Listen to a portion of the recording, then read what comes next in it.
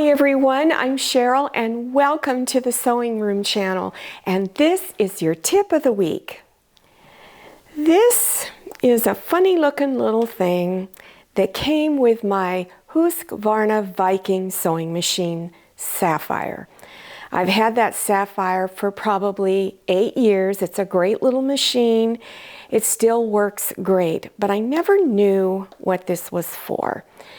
And you know how I keep telling you to read your user's manual, but I decided I'm going to look this up and see what this funny little foot does. It has two purposes. Number one is it helps to hold a button in place so you can stitch it down. Now, if you take a side view of it, you will notice one side is a little narrower than the other side. It's thicker. So when you place your button on top of it, and you would place it on here like this, you remove your presser foot and then lower the shank down to where it's touching your button. And this helps to keep a certain amount of distance from your fabric and the button. And the purpose for that is that, let's say you're making a jacket or a coat, and it's really thick fabric. So you need to have a lot of space between the fabric and the button so that the other layer of the jacket that folds over and buttons has room to fit under the button. So if you are making a coat with really heavy fabric, you would use this other side here, and it has it raised up enough and stitches it in place. Now on my Viking, it even allows you to add the number of stitches that you want to do. So if you know it's a jacket or a coat that's going to get used over and over and over again, you may want to add a few more stitches. Now on my Baby Lock, it already does a lot of stitches, but if I wanted to, I could just repeat it again. But my foot for the Baby Lock looks completely different, and I have shown it to you before. But let me show you one other thing that this foot does.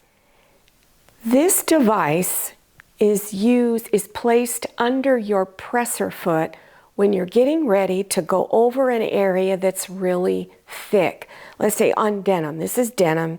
I folded it a bunch of times and then used it to see what happens. And what this device does is it helps to lift up the presser foot and keep the stitches even. If you're using a regular presser foot and you come up against a bump, often it has a hard time getting over the bump. It stitches a bunch of times in place, and then if you try to remove those stitches, you have a nightmare. So I'm going to show you how you do this at the sewing machine. So my user's manual tells me I need to remove this presser foot if I'm going to stitch a button on. Now, all sewing machines are set up differently for stitching buttons. Please review your user's manual. So I'm going to set that presser foot aside, and I'm going to place this one underneath like that. Take the button and make sure you place the holes of the button over this open area right here and set it down there. Make sure it's lined up straight, and then you would lower your presser foot down. So now it looks like this. Now, before you start stitching it, you want to make sure you select your proper stitch that's on the menu of your screen. Again, refer to your user's manual. So I've got my button stitch selected. Now I never just start stitching. I first take this and manually drop the needle down through so that I know it's properly lined up. And then I just go ahead and begin stitching it on slowly.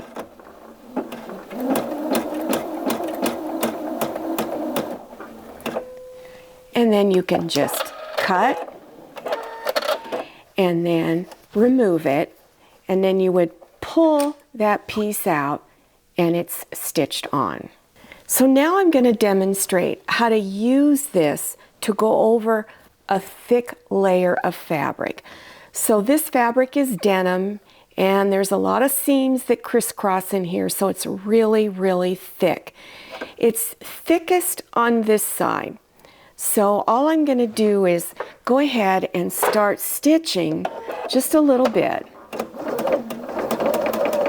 Now as I get close to that lump, you want to leave your needle in the down position.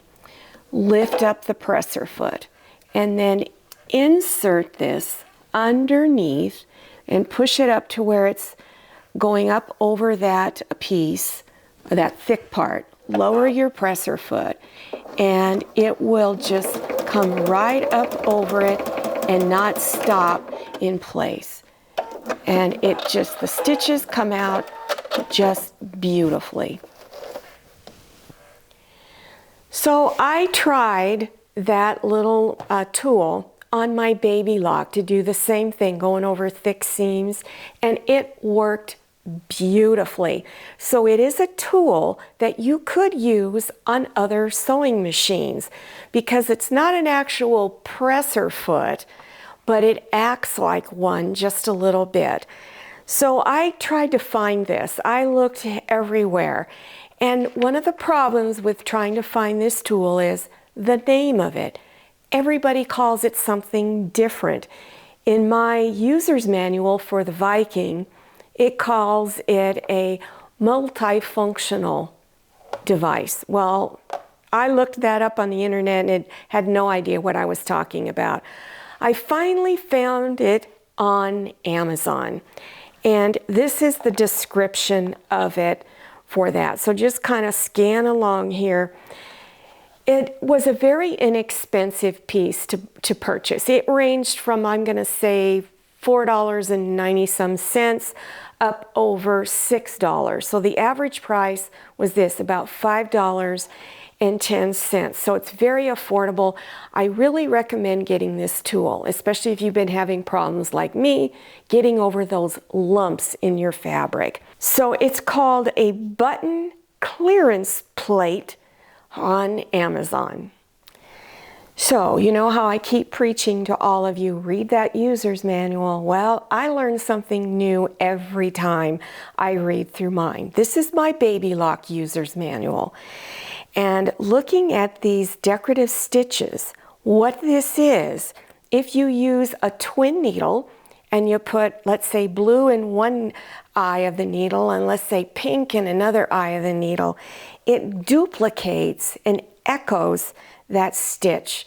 And that's a really cool idea. I haven't tried it yet, but in a future tip of the week, I will go over this.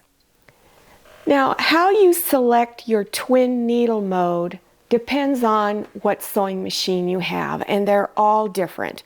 So right now on my screen, it's just in single stitch. You just see one line of stitching and it tells me the letter that's on my presser foot. So that's what I should be using for a basic straight stitch. But on this machine, the Viking, if I want to do a twin needle, I have to set it in twin needle mode. So to do that, I go up there to this round thing and select it. And this little menu appears right here. Go all the way down to where you see these little tools and hit that. Now you'll see right here it says twin needle off. So to turn it on, you just hit twin needle. One of the things I discovered about this Viking that was different from my Baby Lock Crescendo was it allows me to select the different size twin needle that I might be using. And I didn't know that you could do that. So you would select whatever size twin needle you have, and that of course is going to be on the package.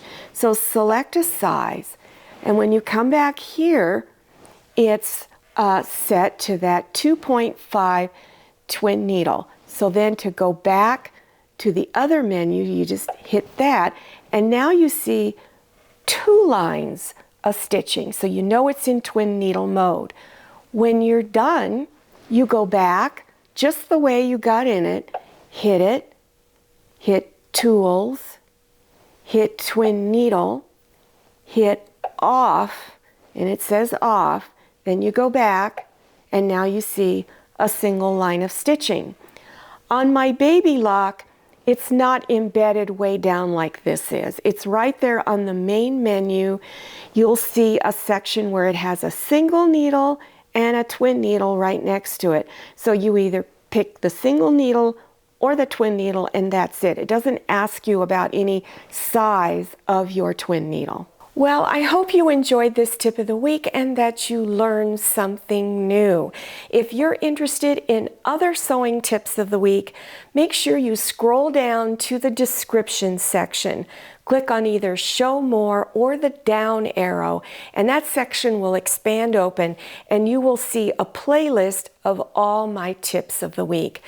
Make sure you follow me on Instagram and check out my Facebook page.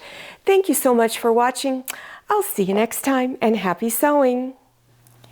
If you like the Sewing Room channel, one of the best ways to show your support is to subscribe by clicking on that red subscribe button and give this video a thumbs up. And don't forget to click on share to share this video with your friends. And make sure you click on the bell so you receive notifications for all my new videos. I'm Cheryl, this is Manny, and this is Scotty. See you next time.